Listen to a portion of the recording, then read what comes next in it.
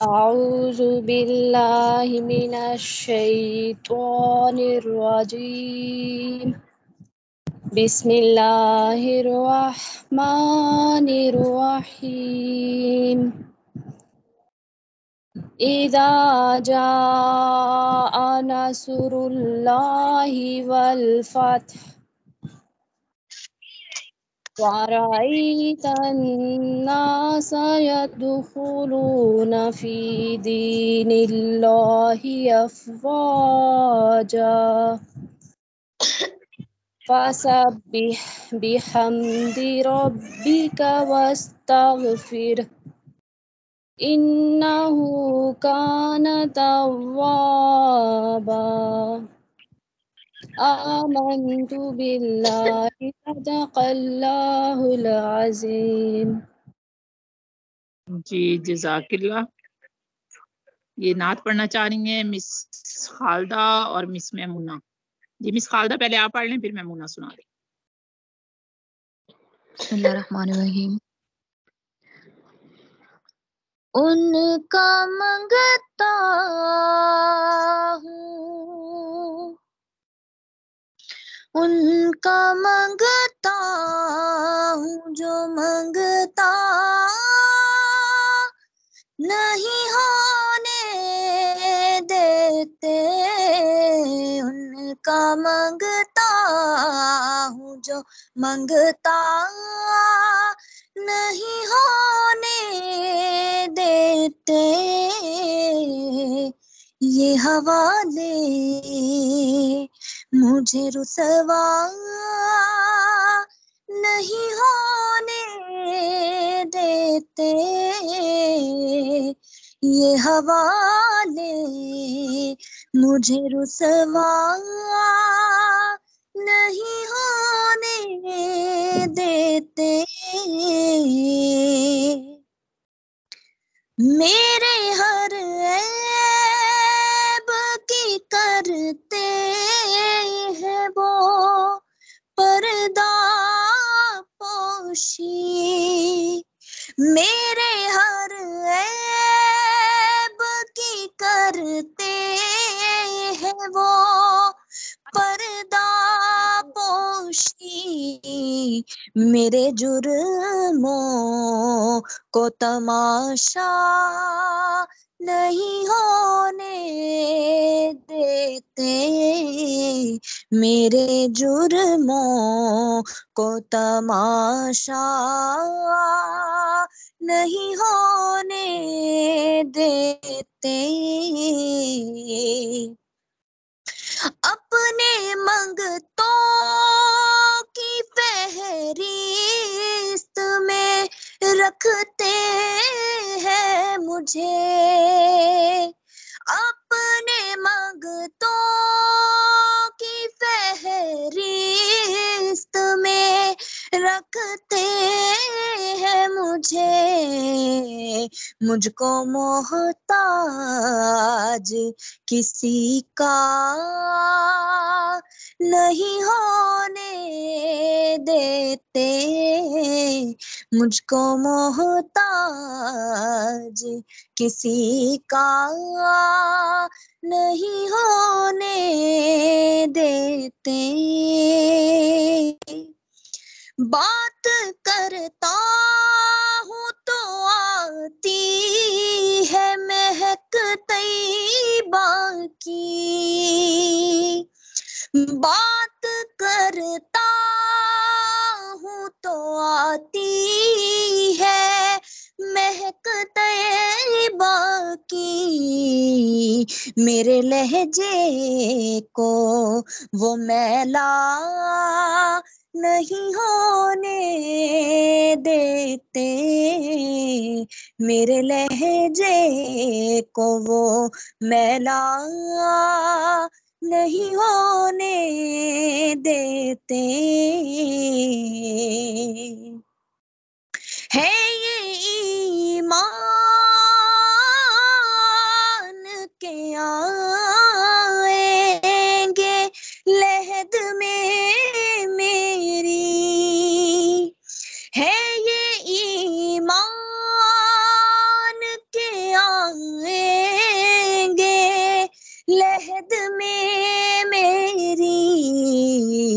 अपने मंगतों को वो तन्हा नहीं होने देते, अपने मंगतों को। मेरे हालात भी यारो मेरे दुश्मन ठहरे, मेरे हालात भी यारो मेरे दुश्मन ठहरे, मुझको दीदारे मदीना नहीं होने देते, मुझको दीदारे मदीना नहीं होने देते, हुक्म करते हैं तो मिलते हैं ये मकते शाकिर, हुक्म करते हैं तो मिलते हैं ये मकते शाकिर, अपना चाहे तो मतला नहीं होने देते, अपना चाहे तो मतला नहीं होने देते, उनका मंगता हूँ जो मंगता नहीं होने देते, उनका मंगता हूँ। जज़ाकल्लाह।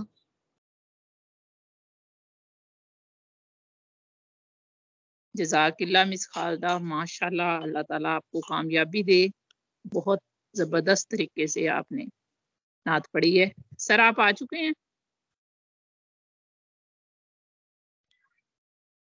अस्सलाम वालेकुम। वालेकुम अस्सलाम। सर मिस मैमूना से सुननी है या स्टार्ट करना है बाकायदा? जी मिस मैमूना से नात सुननी है। जी मिस मैमूना सुनाए। अस्सलाम वालेकुम। वालेकुम कैसे हैं आप अस्सलाम। सब? कैसे? शुक्र अल्हम्दुलिल्लाह। आप सुनाए। अल्हम्दुलिल्लाह, अल्लाह पाक का तबीयत शुक्र है। कैसी? बाकायदा शुरू करते हैं। मैमूना आपकी तबीयत अब कैसी है? अल्हम्दुलिल्लाह मैम ठीक है, बस कान थोड़े से बंद हैं तो उलझन होती है। चलें शुरू करें। अल्लाहुम्मा सल्ली अला मुहम्मदिन व अला आलि मुहम्मदिन कमा सल्लैता अला इब्राहीम व अला आलि इब्राहीम इन्नका हमीदुम मजीद। अल्लाहुम्मा बारिक अला मुहम्मदिन व अला आलि मुहम्मदिन कमा बारकता अला इब्राहीम व अला आलि इब्राहीम इन्नका हमीदुम मजीद। बिस्मिल्लाहिर्रहमानिर्रहीम। सुकून पाया है बेकसी ने, हुदूद गम से निकल गया हूँ, ख्याल हज़रत जब आ गया है तो गिरते गिरते संभल गया हूँ, सुकून पाया है बेकसी ने, हुदूद गम से निकल गया हूँ, ख्याल हज़रत जब आ गया है तो गिरते गिरते संभल गया हूँ, सुकून पाया। कभी मैं सुबह अज़ल कभी मैं शाम में अबद गया हूँ, कभी मैं सुबह अज़ल गया हूँ, कभी मैं शाम में अबद गया हूँ। तलाश जाना मैं कितनी मंजिल खुदा ही जाने निकल गया हूँ। ख्याल हज़रत जब आ गया है तो गिरते गिरते संभल गया हूँ, सुकून पाया। मेरे जनाजे पे रोने वालों, ऐब में हो बगौर देखो, मेरे जनाजे पे रोने वालों, फरेब में हो बगौर देखो, मरा नहीं हूँ गमे नबी में, लिबास हस्ती बदल गया हूँ, मरा नहीं हूँ गमे नबी में, लिबास हस्ती बदल गया हूँ, सुकून पाया। हरम की तपती हुई ज़मीं पर जिगर बुझाने की आरज़ू में, बहार खुल्दे बरी मिली तो बचा के दामन निकल गया हूँ, सुकून पाया। बफैज़ हसन इब्न साबित बरंगे नाते रसूल अकरम, कमर में शेरो सुखन की लय में अदब के मोती उगल गया हूँ, ख्याल हज़रत जब आ गया है तो गिरते गिरते संभल गया हूँ, ख्याल हज़रत जब आ गया है तो गिरते गिरते संभल गया हूँ। जज़ाकल्लाह।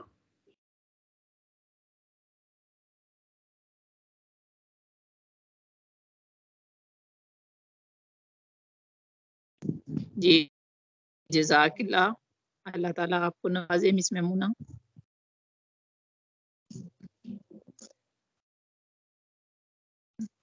जी सर।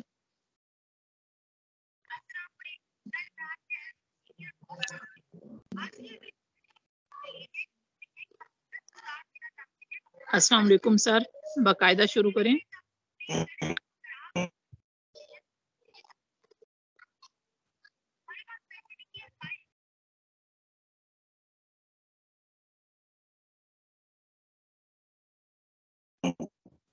बिस्मिल्लाहिर्रहमानिर्रहीम।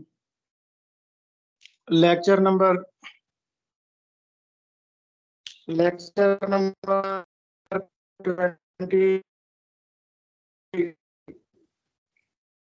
का बाकायदा आगाज करते हैं।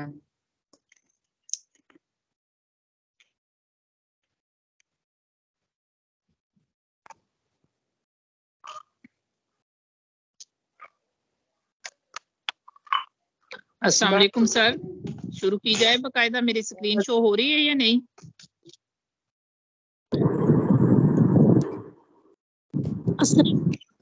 स्क्रीन शो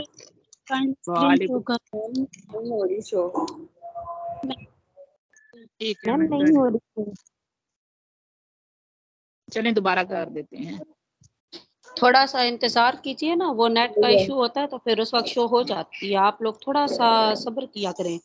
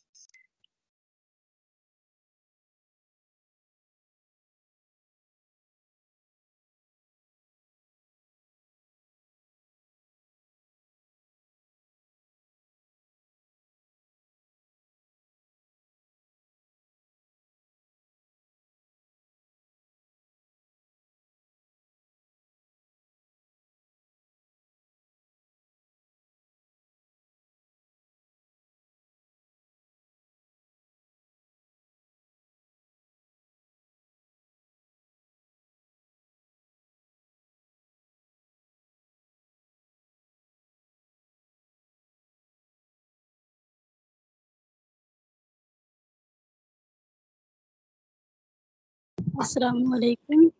मुझे आवाज नहीं आ रही कि लोगों को भी नहीं आ रही।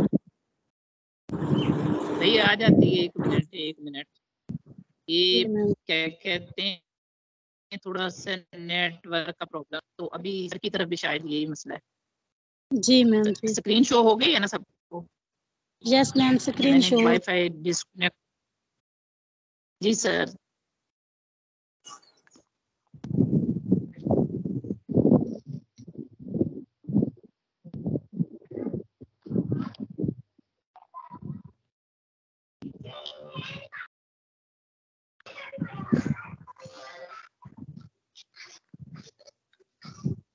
अस्सलाम वालेकुम सर, आप मौजूद हैं?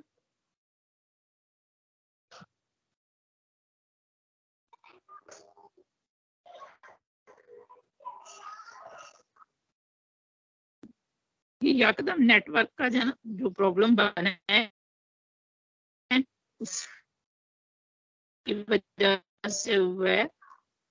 मैं मौजूद हूँ।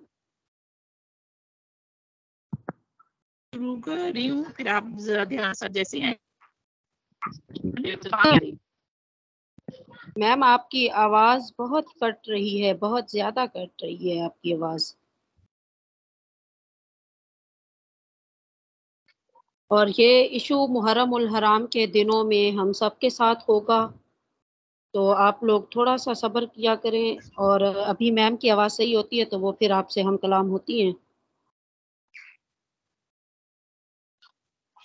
जी, अब मेरी आवाज क्लियर है कि अब भी क्लियर नहीं है? जी मैम बिल्कुल क्लियर है, माशाल्लाह बिल्कुल क्लियर है। जी, अस्सलाम वालेकुम सर, आप मौजूद हैं?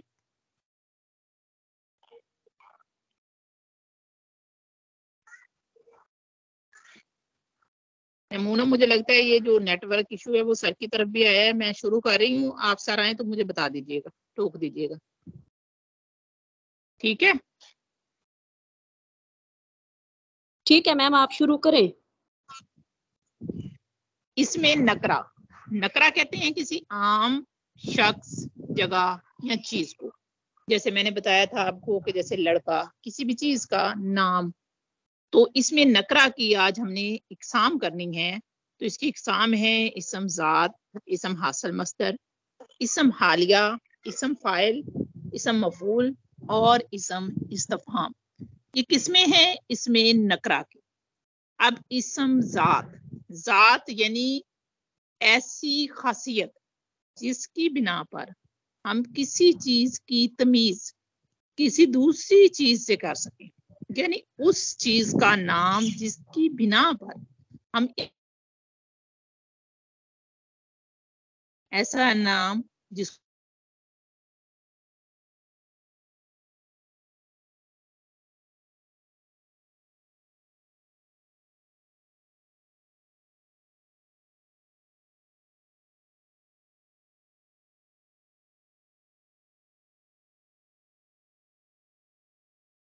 आवाज नहीं आ रही मैम।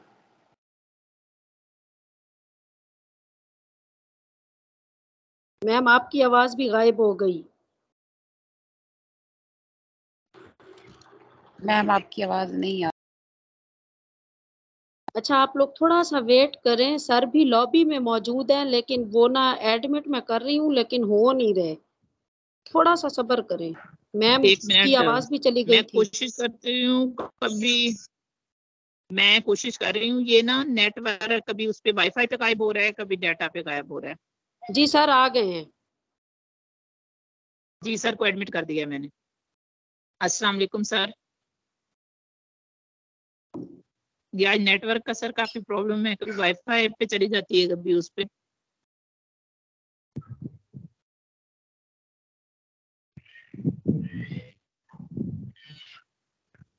यमुना मेरी आवाज क्लियर है? मैम आपकी आवाज तो अब ठीक आ रही है लेकिन अभी हमने एडमिट तो किया है सर को।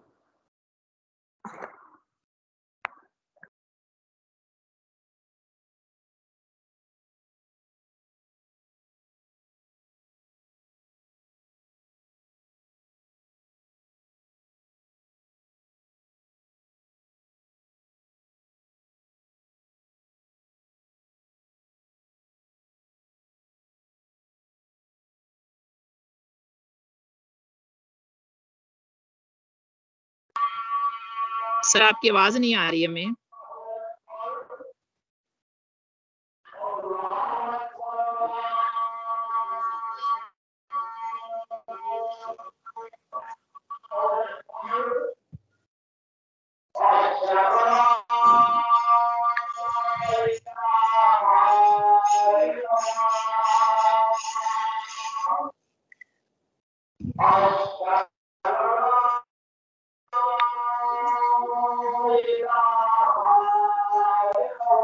अजान हो जाए फिर आगे करते हैं, उतनी देर।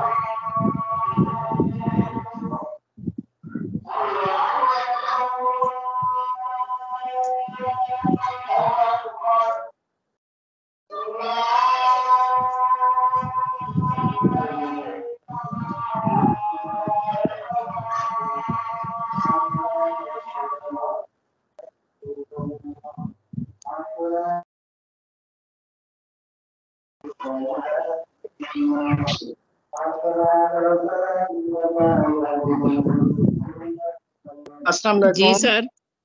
वालेकुम अस्सलाम। अस्सलाम सर, अब आपकी आवाज। वालेकुम अस्सलाम। जी सर शुरू करें।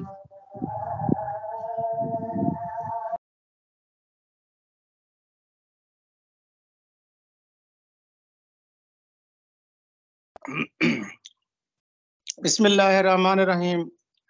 Lecture number 20। लेक्चर का बाकायदा आगाज करते हैं हिस्सा ग्रामर से। पहली मारूजी है कि इसमें नकरा की अकसाम कितनी हैं।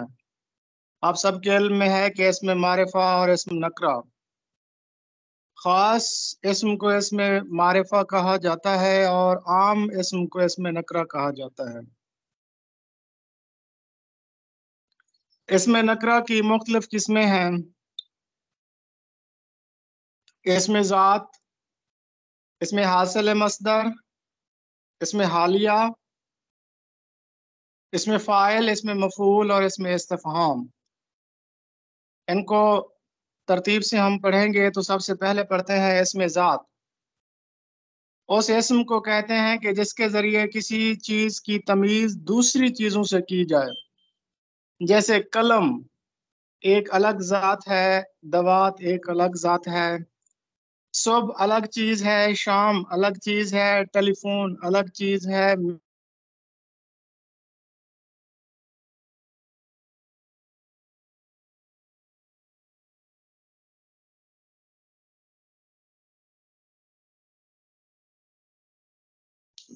मैम आवाज नहीं आ रही। भाई वही सर के माइक का कोई इशू बन गया होगा, आ जाते हैं। सर बता रहे थे सुबह अलग चीज है, शाम अलग चीज है, इसी तरह टेलीफोन अलग चीज है, मेज अलग चीज है। जी, सर उसके क्या बाद है शरई इस्तिलाहात। वो कॉल्स आ जाती है ना दरमियान में असल में। जी जी सर। आवर्द ये एक शरई इस्तिलाह है जब शायर इरादी तौर पर फिक्र सुखन में बैठे और शेर कहने के बाद उसके लफ्ज़ बयान और तरतीब पर गौर करे, अल्फाज में रद्द बदल करके उससे साफ, रवां और बेहतर पैराए में ढाले, तो इसको आवर्द कहते हैं। कदमा के बरखिलाफ मौलाना अल्ताफ हुसैन हाली ने आवर्द को आमद पर तरजीह दी है। वो कहते हैं कि शेर खूब आवर्द अस्त आमद नीस्त, यानी कि जो शेर खूब कमाल है गौर फिक्र के बाद पढ़ा जाए, लिखा जाए, कहा जाए, बोला जाए, तो वो उस शेर से ज्यादा बेहतर है कि जो कि बगैर किसी गौर फिक्र के पढ़ा जाए। तो उसके बाद है इल्म बयान बदी के सिलसिले में आज सनत जमा। सनत जमा कलाम में कई चीजों को जमा करना, फिर उन्हें उसी खसूसियत की बिना पर किसी एक बात के तहत लाना। जैसे बुए गुल, नालाए दिल, दूधे चरागे महफिल। अब तीन चीजों का गालिब ने जिक्र किया है, फूल की खुशबू, दिल की आहो फरियाद और चराग का धुआं। जो तेरी बाज़म से निकला सो परेशान निकला। परेशान का मतलब होता है बिखर जाना। तो बुए गुल हो, नालाए दिल हो या चराग का धुआं हो, तो इन तीनों में एक खासियत है कि वो बिखर जाते हैं। यानी एक खासियत के तहत दो या दो से ज्यादा अल्फाज लाना, एक ही खासियत रखने वाले।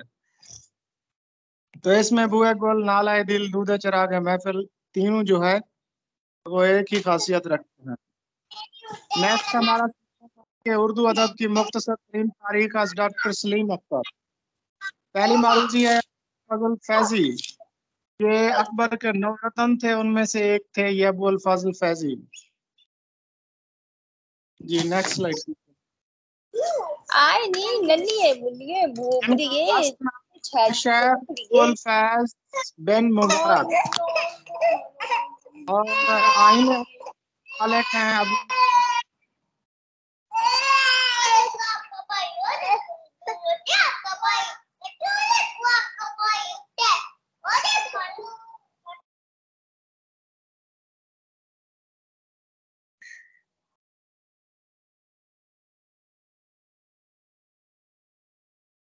सर जी म्यूट कर दिया है मैंने। जी तो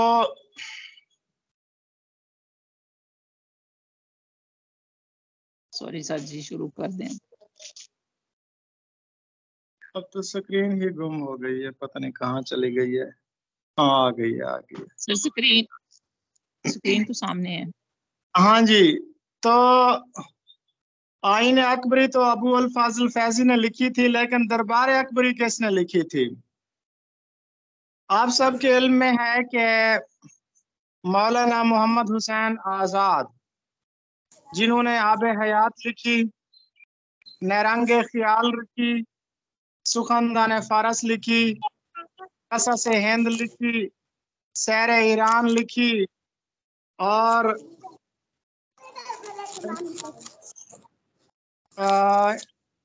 नज़्म आज़ाद इनके दीवान का नाम है वो लिखा। हालत जुनून में इन्होंने जानवरिस्तान लिखी।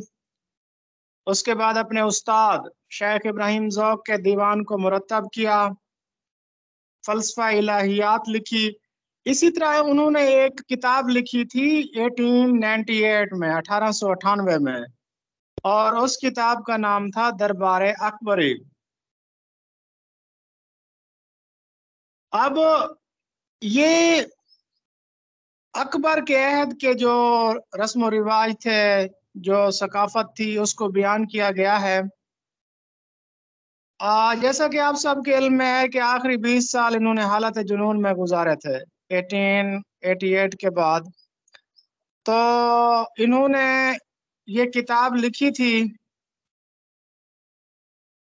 और ये किताब फिर एक शख्स थे मौलाना मुमताज अली, उन्होंने मौलाना मोहम्मद हुसैन आज़ाद की दीवानगी का, यानी उनके जुनून का, उनके पागलपन का फायदा उठाते हुए अपने नाम से शाये करा ली थी। मौलाना मुमताज अली ने दरबार अकबरी अपने नाम से शाये करा ली थी। उसके बाद फिर मौलाना मुमताज अली साहब के खिलाफ अदालत में मुकदमा दायर कराया गया और फिर आज़ाद के अपने हाथ का लिखा हुआ मुसव्वदा अदालत में पेश किया गया। फिर जब इनका दूसरा एडिशन शाये हुआ तो उस पर फिर मुसन्निफ का नाम मौलाना मोहम्मद हुसैन आज़ाद था। इससे पहले जो पहला एडिशन था वो मौलाना मुमताज अली साहब ने अपने नाम से शाये कराया था। पता नहीं ये मौलवी क्यों ऐसा करते हैं। चलो मैडम साहब नेक्स्ट मारूजी पढ़े। Okay sir. अब्दुल रहीम खान खाना अकबर का नौरतन जो शोहरा की सरपरस्ती था। जी जो समझाना ये चीज होगी मैं समझा दूंगा। ठीक है सर।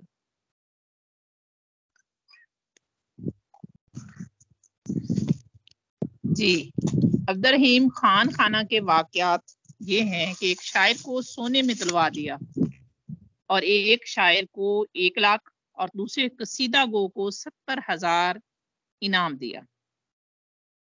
क्योंकि मुल्ला आस्तान गो नवाज मोहम्मद शायर सईद का जिक्र है तो जहांगीरी, मुल्ला असद दास्तान को वजह शोहरत, इन सब को सोने और रुपए में तोला गया। और ये आप ऊपर पढ़ चुके हैं, अब्दुल रहीम खान खाना के वाकयात हैं। दुरुस्त लफ्ज़ है 9 सुपहर। 9 सुपहर 9 आसमान वो अरकानी सल्तनत जिनको 9,000 सवारों के रखने की इजाजत होती थी। जी सर नेक्स्ट करूं? जी जी बिल्कुल नेक्स्ट कीजिए। प्रोफेसर आर्नल्ड को शिबली ने अरबी जुबान सिखाई। कामयाब वकील थे, प्रोफेसर नबी के। जी सर। जी के प्रोफेसर आर्नल्ड अलीगढ़ कॉलेज के प्रिंसिपल थे और उसके बाद जीसी कॉलेज में ये फलसफा के उस्ताद भी रहे थे। अल्लामा इकबाल के भी फलसफे के ये उस्ताद थे और 1892 शिबली नुमानी भी वहाँ अलीगढ़ कॉलेज में फारसी पढ़ाते थे। तो ये दोनों कुलीग थे। इन्होंने इकट्ठे फिर सफ़र भी किया था, सफ़रनामा रूम और मिस्र और शाम, और कुस्तुनतुनिया सफरनामा किया था, अपना सफर किया था। और उसके बाद फिर प्रोफेसर आर्नल्ड के कहने पे इनको 1894 में शम्सुल उलमा का खिताब भी दिया गया था शिबली नोमानी को। तो शिबली नोमानी ने फ्रेंच या फ्रांसीसी जबान प्रोफेसर आर्नल्ड से सीखी थी। ये दोनों अलीगढ़ कॉलेज में पढ़ाते थे। उसके बाद नेक्स्ट है सीरत उन नबी। ये मौलाना शिबली नोमानी का शाहकार है सीरत उन नबी। इसकी 2 जिल्दें तो मौलाना शिबली नोमानी ने लिखी थी और बाकी 4 जिल्दें सैयद सुलेमान नदवी ने लिखी थी। इस किताब की पहली जिल्द 1917 में शाये हुई और इसकी आखिरी जो छठी जिल्द थी वो 1938 यानी 1938 में कंप्लीट हुई। यानी कितने साल इसको लगे? तकरीबन 20-21 साल इन 6 जिल्दों की तकमील पर लगे। तो कहते हैं कि जब सैयद सुलेमान नदवी जो शागिर्द थे शिबली नोमानी के, जब शिबली नोमानी का इंतकाल होने लगा तो उन्होंने सैयद सुलेमान नदवी का हाथ पकड़ लिया और फिर 3 मरतबा कहा कि सीरत सीरत सीरत। तो उन्होंने अपने उस्ताद की वसीयत को पूरा किया और सीरत उन नबी की तकमील की। सीरत उन नबी की 6 जिल्दें हैं। इनकी 7वीं जिल्द भी आ चुकी है लेकिन वो इनका खुलासा है, लिहाजा इनकी असल जिल्दें जो हैं वो 6 हैं। पहली जिल्द में हुजूर अकरम सल्लल्लाहु अलैहि वसल्लम की विलादत और गज़वात तक का जिक्र है। नबी सल्लल्लाहु अलैहि वसल्लम ने जितने गज़वात किए पैदाइश से लेकर गज़वात तक। दूसरी जिल्द में आमुल वफूद का जिक्र है। तीसरी जिल्द में मुआज़ात का जिक्र है। चौथी जिल्द में नबूवत का जिक्र है। 5वीं जिल्द में इबादात का जिक्र है और छठी जिल्द में तालीमात, इस्लामी तालीमात का जिक्र है। सीरत उन नबी बड़ी मकबूल किताब है। इसके पश्तो, सिंधी में भी तराजम और अंग्रेजी में भी तराजम हो चुके हैं। जी मैडम साहब, नेक्स्ट मारूजी पढ़िए।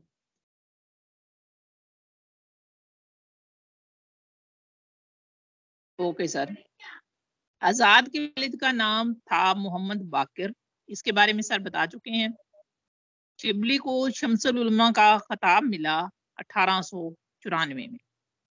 हाली की दूसरी सवाने उमरी है यादगारे गालिब, यानी गालिब के बारे में उन्होंने जो दूसरी सवाने उमरी लिखी,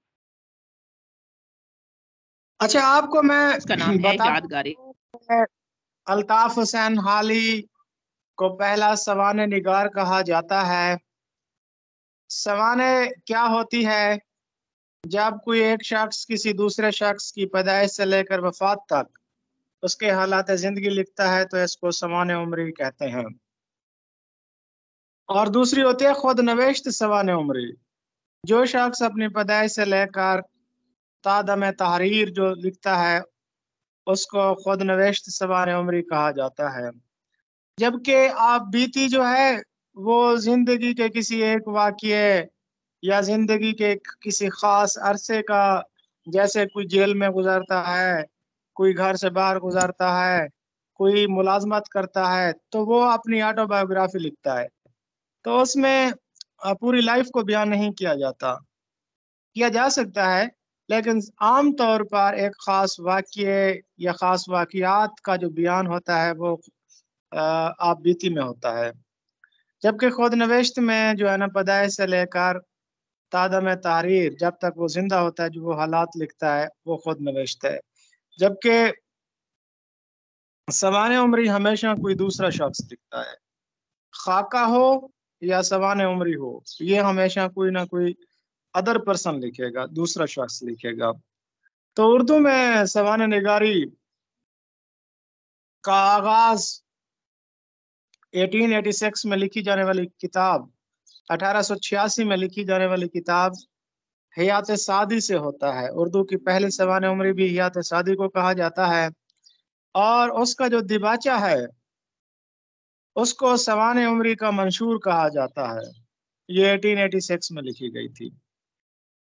उसके बाद अल्ताफ हुसैन हाली ने ही दूसरी सवाने उम्री लिखी, यादगार गालिब के नाम से, 1897 में, 1897 में। ये जो यादगार गालिब है, ये 1897 में शाये हुई। इसके दो हिस्से हैं। पहले हिस्से में गालिब के हालात जिंदगी का बयान है, और दूसरे हिस्से में गालिब की शायरी, गालिब की नसरी खसूसियात, और गालिब का मुवाजना दूसरे फारसी शोरा से किया गया है। दूसरे लफ्जों में कह सकते हैं कि यादगार गालिब के दूसरे हिस्से में गालिब की शायराना अजमत को बयान किया गया है। अल्ताफ हुसैन हाली पहली मर्तबा घर से भागकर जब दिल्ली पहुंचे थे 1853 में, 1853 में। उसके बाद फिर ये 10 साल बाद 1863 में नवाब मुस्तफ़ा खान शिफ्ता, जो कि नवाब थे जहांगीराबाद के, तो उनके बच्चों के ये अतालीक बन गए, उस्ताद बन गए। जबकि मिर्जा असदुल्ला खान गालिब नवाब मुस्तफ़ा खान शिफ्ता का दोस्त थे वो, तो वो उनसे मिलने आते। तो 1863 में अल्ताफ हुसैन हाली की मिर्जा असदुल्ला खान गालिब से पहली मुलाकात हुई। याद रहे जब हाली दिल्ली आए थे तो गालिबन उनकी उम्र 17 साल के करीब थी। 1853 या 1854 में आए थे।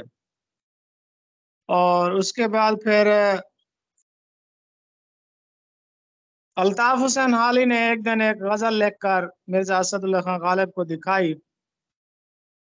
तो गालिब ने कहा कि मैं किसी को शायरी का मशवरा तो नहीं देता, लेकिन तुम्हारे बारे में ये मेरी ये राय है कि अगर तुम शायरी नहीं करोगे तो खुद पर जुल्म करोगे।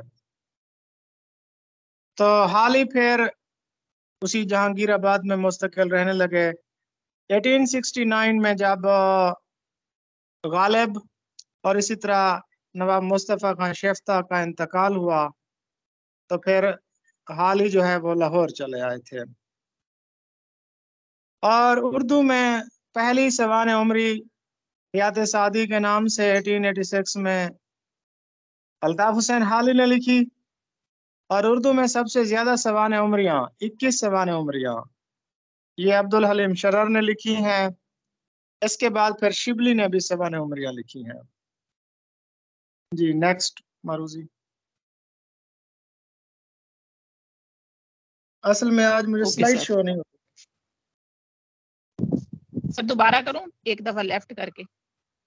नहीं एक नहीं, मिनट। वो मुझे लगता है मेरे मोबाइल में कोई इशू बना हुआ है शायद, इस वजह से।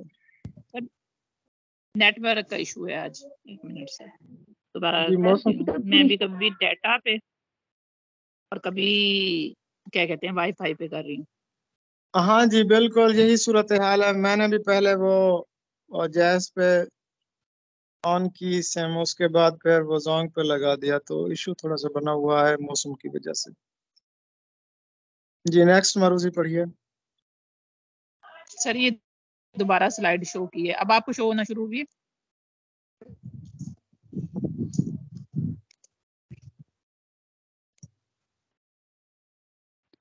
मन के एक धोबी, झिंगर का जनाजा, गुलाब तुम्हारा, कीकर हमारा, छिड़काओ की गाड़ी, पसीना, दिया सलाई, फुटबॉल, ख्वाजा हसन निजामी के इस कबील के मज़ामीन की बुनियादी खासियत क्या है? तो सर ये हो गया था तसव्वुफ है। जी बिल्कुल। मैम जी नेक्स्ट पेज कर दें, ये हो गया था कल। माजरत करती हूँ, आपको टोक रही हूँ, लेकिन ये हो गया था। ठीक है।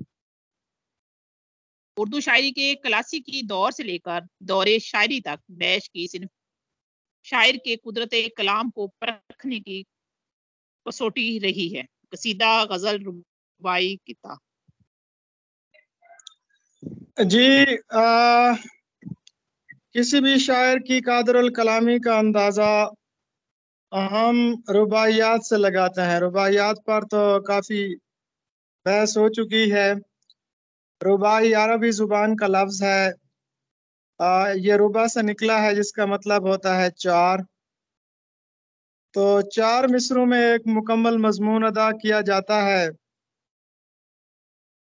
रुबाई एक खास वजन और खास बहर में लिखी जाती है। बहर हजज में हमेशा लिखी जाएगी रुबाई, और खास वजन में लिखी जाएगी। टोटल 24 औजान इस्तेमाल होते हैं। तो मेरे ख्याल में 12 जो हैं वो शजरा अखरब हैं और 12 शजरा अखराम हैं। तो ये 24 औजान में लिखी जाती है। और इन्ना आतैना कल कौसर, ये इस बहर पर लिखी जाती है। रुबाई का उन्वान नहीं होता, जबकि किते का उन्वान होता है। रुबाई को तराना भी कहा जाता है, दो बीती भी कहा जाता है, चहार मिस्री भी कहा जाता है, जुफ्ती भी कहा जाता है, खस्सी भी कहा जाता है। ये चूंकि खास वजन और खास बहर पर कही जाती है, इसलिए किसी भी शायर के कलाम को परखने की एक कसौटी है। चार मुख्तसर मिसरों में एक मुकम्मल मजमून अदा करना कादर अल कलामी का इजहार होता है। उमर खयाम इस मामले में बड़े मशहूर हैं रुबाई के हवाले से। और मुहर्रम के हवाले से एक रुबाई है। क्या सिर्फ मुसलमान के प्यारे हैं हुसैन, क्या सिर्फ मुसलमान के प्यारे हैं हुसैन, चरखे नौए फलक के तारे हैं हुसैन, इंसान को बेदार तो हो लेने दो, हर कौम पुकारेगी हमारे हैं हुसैन। जी मैडम साहब नेक्स्ट। माशाल्लाह सर। यार अब दिले मुस्लिम को वो जिंदा तमन्ना दे, जो कल्ब को गरमा दे, जो रूह को तड़पा दे। सनफे शेर बतानी है सर। हमद, जी नात, सर। मनकबत। जी यार अब का लफ्ज आ गया, ये पहले हो चुकी है, ये मुनाजात है। हासिल रुबाई सर। सर हासिल रुबाई ये भी आपने बता दिया था। हासिल रुबाई कौन सा मिसरा है? जी चौथा मिसरा जो होता है ना, वो हासिल रुबाई कहलाता है। हाइको तीन मिसरी या मुझे एक रुबाई याद है, वो मैंने मेरे ख्याल में चौथी क्लास में याद की थी। मुझे लगता है कि मैंने वो गलत याद की थी। ए दिल न बना किसी गैर को महरम अपना, अपने जख्म पे आप रख तू मरहम अपना, तन्हाई में आप अपने दुख दर्द को झेल, अपने को बना आप ही हमदम अपना। तो इसका जो चौथा मिसरा है ना, वो हासिल रुबाई है कि अपने को बना आप ही हमदम अपना। ये बस रुबाई, सर। अशार और रुबाई वो तख्ती वगैरह पर लिखते थे। आजकल तो तख्ती का दौर ही खत्म हो गया है ना। जी सर। हाइको तीन मिस्री जापानी सिनफ नज्म है जो उर्दू में मुरवज है। बताइए। अय्यद के एतबार से पंजाबी सनफ नज्म के करीब तर है, जिसे उर्दू में भी पसंद किया जाता है। ढोला, टप्पा, माहिया, काफी। इस पर तो हाइको के करीब। हमारा डिस्कशन क्लास में हमने एक दूसरे को वो टप्पे सुनाए थे।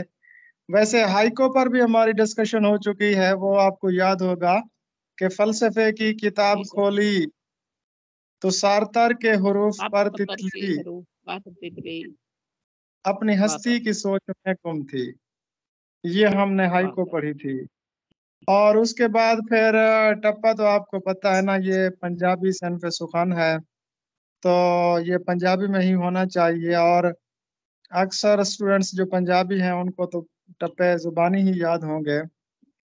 एक टप्पा मैंने फेसबुक पे पढ़ा था, कोई सोने दा किल माहिया, फेसबुक ते रश बड़ा है, सानू व्हाट्सएप ते मिल माहिया।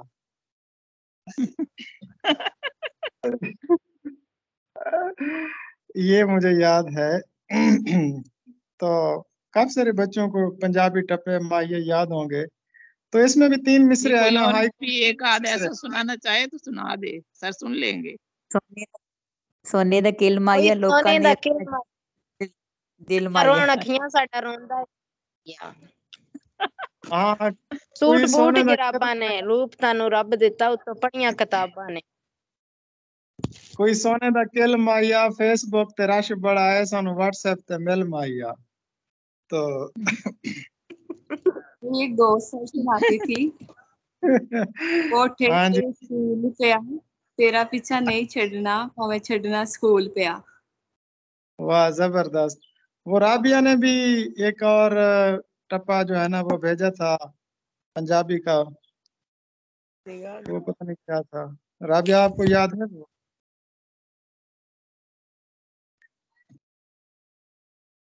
जी मिस राबिया। बिल्कुल याद है की हाँ जी लैना जी है मिलन ते आ जावां, डर लगदा है चित्रा की।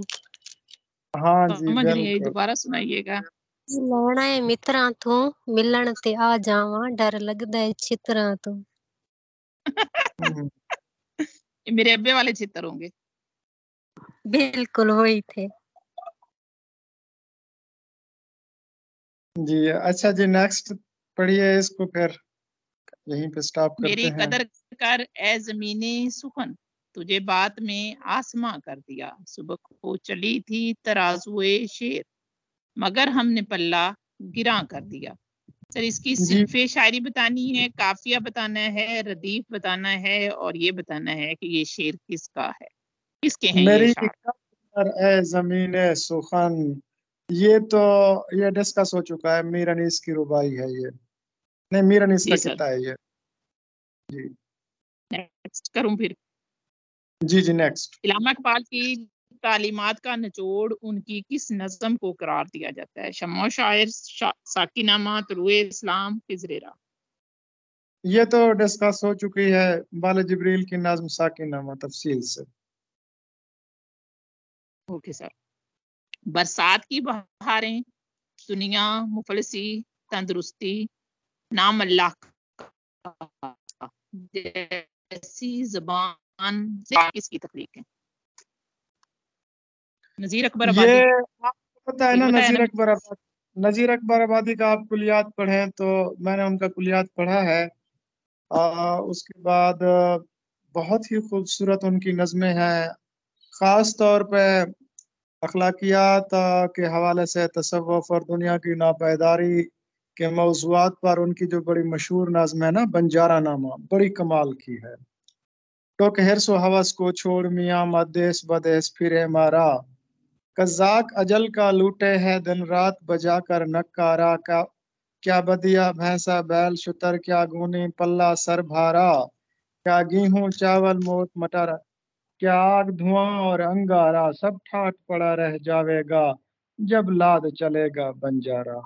बंजारा नामा हो गया। और आदमी नामा तो हमारे सिलेबस में भी शामिल थी मैट्रिक में।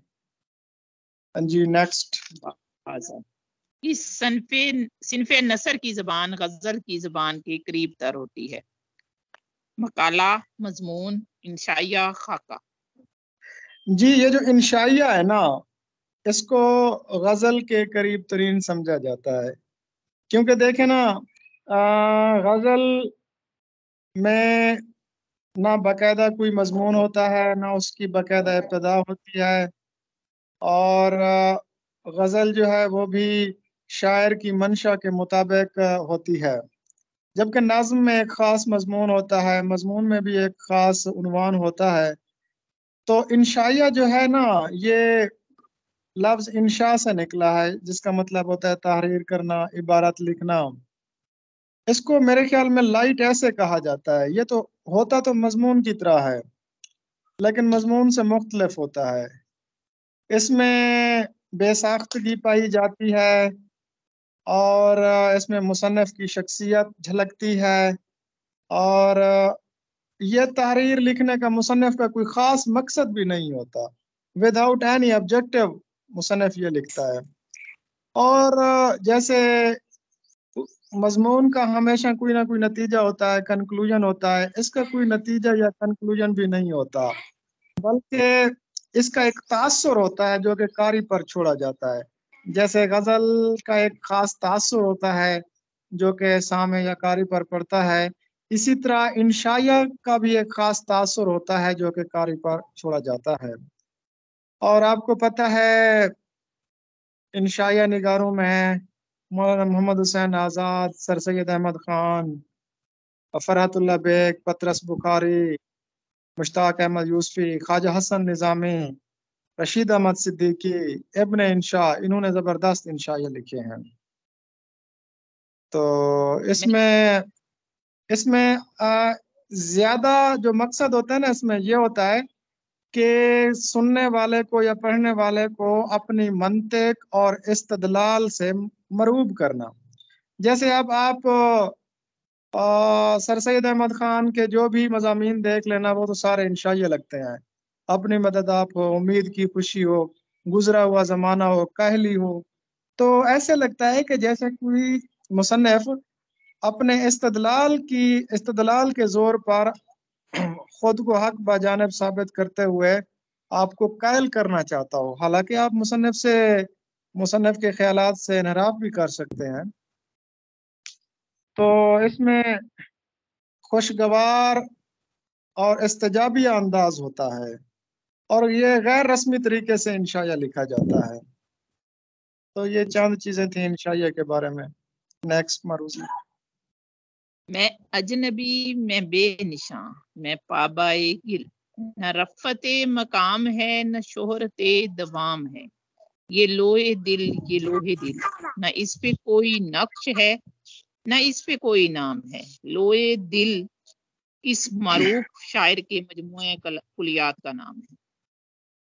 मजीद अमजद जी मीरा जी। जी, आपको पता है कि मजीद अमजद, जिनका जिंदगी में सिर्फ एक ही शेरी मजमुआ शब रफ्ता 1958 में मंजर आम पर आया था, उसके बाद इनका जो कलाम है वो डॉक्टर ख्वाजा मोहम्मद ज़करिया ने उनका कुलियात मुरतब किया है, तमाम कुलियात। अच्छा, उसके बाद इनका जो कुलियात है वो कंप्लीट तो नहीं है, मैंने वो देखा है। लौहे दिल के उन्वान से डॉक्टर सईद साहब ने ये लिखा है, जो कि पेशावर यूनिवर्सिटी में प्रोफेसर थे। उन्होंने लौहे दिल के नाम से ये कुलियात लिखी है। ये दरअसल उनका इंतखाब है, इसमें कंप्लीट नहीं है, जबकि ख्वाजा मोहम्मद ज़करिया साहब ने जो कुलियात लिखा है वो मुकम्मल है।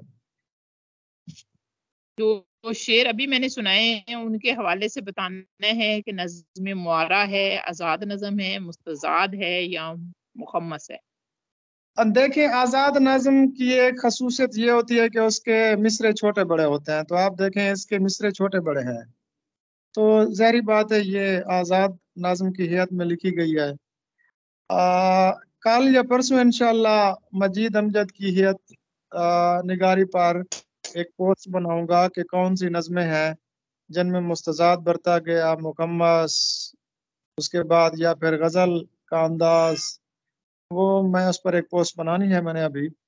तो ये चूंकि मिसरे छोटे बड़े हैं और लेकिन ख़ास बहर में है। आज़ाद नज़म के अंदर एक ख़ास बहर होती है। जैसे हसन कुज़ागर देख लीजिए, वो भी फ़ाउलन फ़ाउलन फ़ाउलन फ़ाउलन पर है, के वज़न पर है।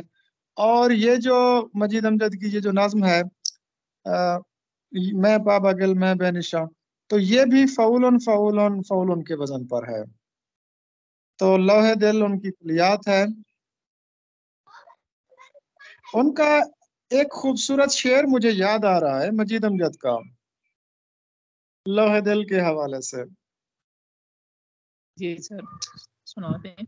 हम मोहम्मद गुलशन दिल के हवाले से एक शेर है कि मायूस जिंदगी है तो ऐसी नजर को ढूंढ। बहुत खूबसूरत शेर है। मायूस जिंदगी है तो ऐसी नजर को ढूंढ, जो लौहे दिल पे नक्शे मोहब्बत उभार दे। मायूस जिंदगी है तो ऐसी नजर को ढूंढ, जो लौहे दिल पे नक्शे मोहब्बत उभार दे। यानी आपकी अगर जिंदगी मायूस हो चुकी है तो फिर ऐसी नजर तलाश कर जो आपके दिल में लोहे दिल पर, दिल की तख्ती पर हर्फ मोहब्बत या मोहब्बत का नक्श उभार दे। मायूस जिंदगी है तो ऐसी नजर को ढूंढ, जो लौहे दिल पे नक्शे मोहब्बत उभार दे। जी नेक्स्ट मारू जी पढ़िए मैडम सर। Okay sir. बुलबुले हिंद मर गया ही हाथ, जिसकी थी बात बात में एक बात। मौलाना हाली ने बुलबुले हिंद कौन सी जात को करार दिया है? जी ये तो आप सबको पता है ना, ये मौलाना अल्ताफ हुसैन हाली ने मरसिया लिखा था मिर्जा असदुल्ला खान गालिब की वफात पर। अपने उस्ताद की वफात पर एक मरसिया लिखा था, मैंने ये कंप्लीट पढ़ा है। इसके टोटल 10 बंद हैं और हर बंद में 10 मेरे ख्याल में शेर है। तो इसमें से अक्सर पूछा जाता है एक रोशन दिमाग था ना रहा, शहर में एक चिराग था ना रहा, तो ये इस्तियारा है या तशबीह है? तो गालिब को पूरे का पूरा चिराग कहा है, तो ये इस्तियारा है।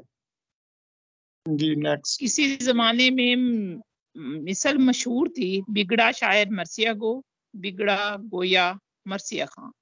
इस बिगड़ा मिसल को गवैया किसने? असल में ये था बिगड़ा गवैया मरसिया सोज।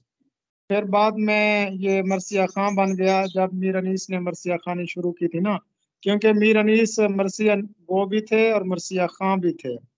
मरसिया गो जो मरसिया लिखता है, यस मरसिया गो मरसिया लिखता है और मरसिया खां मरसिया पढ़ता है।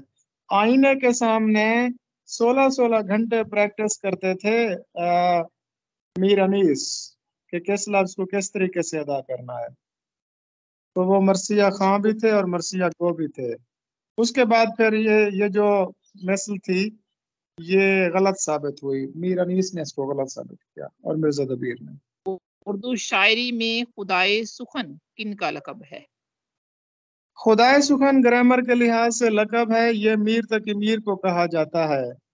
मीर तकी मीर को सबसे पहले खुदाए सुखन मजनू गोरखपुरी ने अपनी किताब अंदाजे में कहा था। सफ़ा नंबर 7 पर लिखा है कि मीर खुदाए सुखन है। उसके बाद फिर अली सरदार जाफरी ने भी 5 अजीम शोरा नामी किताब में इनको खुदाए सुखन के लकब से मुलक्कब किया है। उसके बाद फिर मौलवी अब्दुल हक, मीर हसन, सब मशहूर शोरा किराम ने इनको खुदाए सुखन के लकब से मुलक्कब किया। इनको खुदाए सुखन क्यों कहते हैं? खुदाए सुखन से मुराद क्या है? सुखन यानी शायरी का खुदा, कलाम का खुदा, या फिर खुदा का कलाम। ये आप शेर शोर अंगेज पढ़े ना, तो उसके पहली जल्द में जो आपने पढ़ी होगी मैडम, उसमें मीर तकी मीर और मिर्जा गालिब का कंपैरिजन किया गया है कि खुदा सुखन गालिब को कहा जाता है या मीर को कहा जाता है। जहाँ होते थे भाई पैर सर। जी सर मैं बताऊं? हाँ जी आप चले बता दें। खुदा से मुराद है ना बड़ा। Okay sir. हाँ जी असल में इनको खुदा सुखन, मुझे नहीं पता जी इनको खुदा सुखन क्यों कहा जाता है? क्योंकि कलाम और जुबान की वजह से, जुबान और बयान की वजह से इनको खुदा सुखन कहा जाता है। जुबान और बयान और कलाम की वजह से, क्योंकि कहा जाता है कि खुदा का कलाम जो है वो लतीफ और पुरतासीर होता है, और मीर तकी मीर का जो कलाम है वो भी लतीफ कलाम है और पुरतासीर है। इस वजह से फिर इनको खुदा सुखन के लक़ब से मुलक़्क़ब किया गया है। जोगी उर्दू शेरी अदब की एक मारूफ नज्म का उन्वान है। ये नज्म किसकी तख्लीक है? ये नज्म सर आप बता चुके हैं, चौधरी खुशी मोहम्मद नाजर की है ना? खुशी मोहम्मद नाजर। जी जी, ये मैंने बताई थी कि चौधरी खुशी मोहम्मद नाजिर की ये जो नाज़्म जोगी है ना, ये किसी जमाने में सिलेबस में भी शामिल थी। और ये उनका जो मजमुआ है, शेरी मजमुआ नगमा फिरदौस, उसमें मौजूद है। और इस नाज़्म के दो हिस्से हैं, एक है नगमा हकीकत और दूसरा है तराना वहदत। तो इसका पहला शेर सुन सकते हैं या पूछ सकते हैं टेस्ट में। कल सुबह के मतला ताबा से जब आलम बुकाए नूर हुआ, सब चांद सितारे मांद हुए, खुर्शीद का नूर ज़हूर हुआ। मस्ताना हवाए गुलशन थी, जानाना अदाए गुलबन थी, हर वादी वादी अहमन थी, हर कोह पे जलवाए तूर हुआ। तो ज़हूर और नूर ये काफी कवाफी हैं और हुआ हुआ ये रदीफ है। इससे आप पहचान लीजिएगा कि ये खुशी मोहम्मद नाजिर की जो नाज़्म जोगी है उनके अशार हैं। नेक्स्ट जी। दीवाने गालिब में एक मरसिया भी शामिल है जो गजल की हैयत में लिखा गया है, जिसका एक शेर है, जाते हुए कहते हो क़यामत को मिलेंगे, क्या खूब क़यामत का है गोया कोई दिन और। ये एक मरसिया गालिब ने किसकी वफात पर कहा था? कल मैंने आपको बताया था कि मरसिया गजल की हैयत में भी लिखा जाता है, मुसद्दस, मुखम्मस, मुरब्बा, मुसल्लस। गालिब ने गजल की हैयत में एक मरसिया लिखा है। गालिब के यहाँ 7 बच्चे हुए थे, लेकिन अफसोस उनमें से कोई भी 15 माह से ज्यादा ना जिया। और इसी तन्हाई की वजह से फिर गालिब ने अपनी बीवी के भांजे ज़ैनुल आबदीन आरिफ को अपना बेटा बना लिया था। तो उनकी तकरीबन वो भी एंड जवानी में 35 इयर्स की एज में वो भी फौत हो गए थे। फिर उसकी फौतीदगी पर ये गजल उन्होंने लिखी थी, जिसका पहला शेर था कि लाजिम था कि देखो मेरा रास्ता कोई दिन और, तन्हा गए क्यों अब रहो तन्हा कोई दिन और, मिट जाएगा सर गर तेरा पत्थर न घिसेगा, हूँ दर पे तेरे नासिया फरसा कोई दिन और, आए हो कल और आज ही कहते हो कि जाऊं, माना कि हमेशा नहीं अच्छा कोई दिन और, जाते हुए कहते हो कयामत को मिलेंगे, क्या खूब कयामत का है गोया कोई दिन और। हाँ ऐ फलक पीर जवां था, हाँ ऐ फलक पीर जवां था अभी आरिफ, क्या तेरा बिगड़ता जो न मरता कोई दिन और। और इस गजल में उन्होंने माहे शबे चार दहम, इसके बारे में मैंने आपको बताया था, ज़ैनुल आबदीन आरिफ को माहे शबे चार दहम भी अपने घर का कहा था। और नादां हो जो कहते हो कि क्यों जीते हैं गालिब, किस्मत में है मरने की तमन्ना कोई दिन और। और इसका जो खूबसूरत शेर था ना, क्या ते एक खूबसूरत जो मिसरा मुझे पसंद आया, क्या तेरा बिगड़ता जो न मरता कोई दिन और, ये बड़ा खूबसूरत। जबरदस्त सर। जी मैडम साहब। खबरे तहय्यरे इश्क सुन, ना जुनू रहा ना परी रही, ना तो तू रहा ना तो मैं रहा, जो रही सो बेखबरी रही। गजल का ये मारूफ मतला किन का है? इस सर्वे से बता चुके हैं आप। हो चुकी है कि वजूदी फलसफे का हामिल ये वहदतुल वजूद तसव्वुफ पर मुश्तमिल एक शेर है सिराज औरंगाबादी का। आसमां तेरी लहद पर शबनम अफशानी करे, सब्जाए नौरस्ता उस घर की निगहबानी करे। सब्जाए नौरुस्ता, नौरुस्ता जी जी, आसमां नौरुस्ता का मीनिंग भी बताया था आपने। जी जी, नौरुस्ता ये नाज़्म इकबाल का मरसिया है जो उन्होंने अपने वालिदा मोहतरमा पर लिखा था। वालिदा मोहतरमा की याद के उन्वान से ये एक नज़्म है जो कि बांगदरा में मौजूद है। आप सबके इल्म में है कि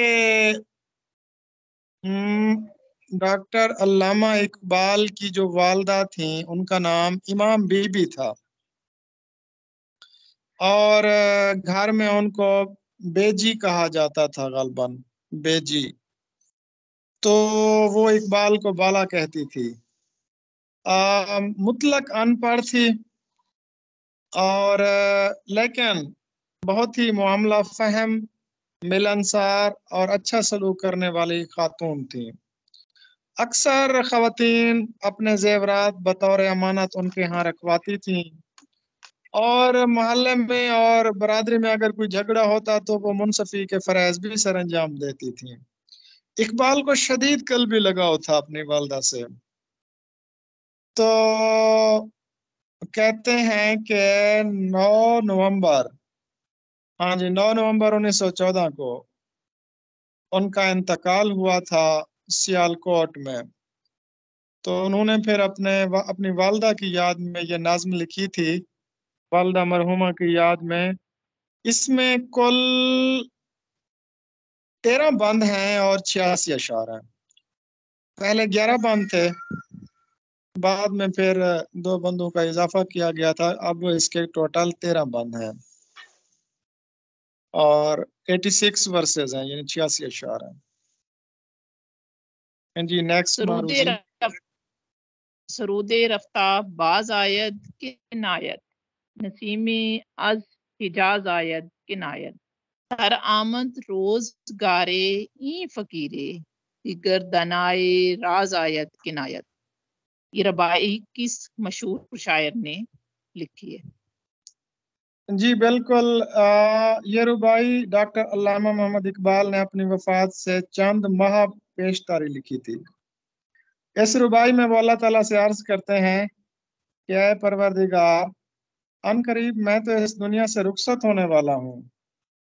तू ही बेहतर जानता है कि आइंदा कोई ऐसा शख्स भी पैदा होगा कि जिसके दिल में इश्क रसूल हो और वो इश्क रसूल और इश्क खुदा का पैगाम और इस्लाम के हक़ाइक़ दुनिया को बताए। तो हम कह सकते हैं कि इसमें वो कुछ मायूस से दिखाई देते हैं कि मैंने जो मुसलमानों को पैगाम दिया था, मुसलमान उस पैगाम को समझने से कासिर रहे। और फिर एक थोड़ी सी उम्मीद भी कर रहे हैं कि हो सकता है कि मुझ जैसा और शायर आ जाए जो मुसलमानों के दिलों के अंदर इश्क रसूल की आग पैदा कर दे। तो सुरूद रफ्ता बाज़ायत के ना आयाद, सुरूद रफ्ता यानी खोया हुआ नगमा वापस आएगा या नहीं आएगा। नसीम याज हिजाज आयत के ना आयाज, के हिजाज की ठंडी हवा फिर चलेगी कि या नहीं। सरामद रोजगार ही फकीर है, इस फकीर की जिंदगी के दिन खत्म होने वाले हैं। दिगर दानाए राज आयत के ना आयत, क्या कोई दूसरा राज को समझने वाला आएगा भी या नहीं। जी नेक्स्ट मारूजी।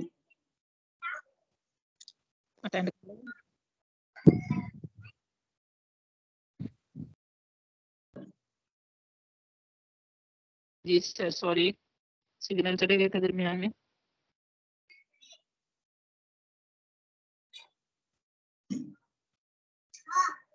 आवाज पहुंच रही है सर मेरी? जी जी आवाज पहुंच रही है उर्दू के मैडम साहब। उर्दू के 3 अजीम शायर आगरा में पैदा हुए। एक तो नजीर अकबर आबादी हैं, बाकी 2 कौन हैं? जी नजीर मीरो सौदा, गालिब। मीरो गालिब। जी सर। वैसे सर 1.25 घंटा खत्म हो गया है, आगे करने हैं तो करते रहते हैं। 1.25 घंटा खत्म हो गया तो फिर मेरे ख्याल में सफिशिएंट है। ये तो काफी सारी बाकी फिर है ये वो लास्ट कम। स्लाइड का क्वेश्चन रह गया, ये कर लेते हैं फिर बस। जी उर्दू में जी तनकीद की अवली किताब किसे करार दिया जाता है? ये तो मुकदमा आप शेर व सब शायरी सर। मुकदमा शेर व शायरी 1893, जो कि दीवान हाली का हिस्सा थी, जो बाद में 1920 में 1920 में अलग किताबी शक्ल में शाये हुई। जी सर फिर ऑफ कर दूं? बहुत जी इन्होंने जी बहुत शुक्रिया। सर एक सवाल है प्लीज। जी जी बताइए। सर ये जो असनाफ है ना, 2 माहिया और डब्बा, तो जी सर जी हाइक को जो है वो टप्पा में उसकी जो है सिन्फ मतलब उसमें लिखी जाती है सर। माया और टप्पा में वैसे क्या फ़र्क है सर? जी ये आपको इंशाल्लाह बता देते हैं शारीरिक तौर जी पर। सर, कल फिर इस पर गुफ्तगू करेंगे सर इंशाल्लाह। ओके शुक्रिया।